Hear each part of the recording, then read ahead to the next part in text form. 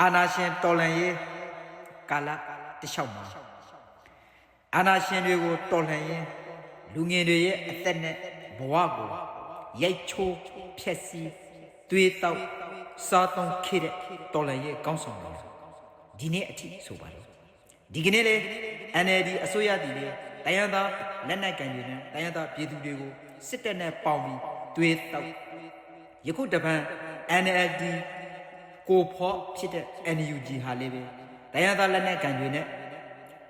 အာနာရှင်ကိုတော်လှန်တဲ့ဗမာ PDF လူငယ်တွေရဲ့သွေးကိုအသစ်အဖန်တောက်ဆုံးကြတယ်ဆိုတော့ဒီကနေ့ကျွန်တော်တို့အာနာရှင်တော်လှန်ရေးမှာအာနာရှင်ကိုတော်လှန်ရေးအာနာရှင်ဖြစ်တော့ကြတဲ့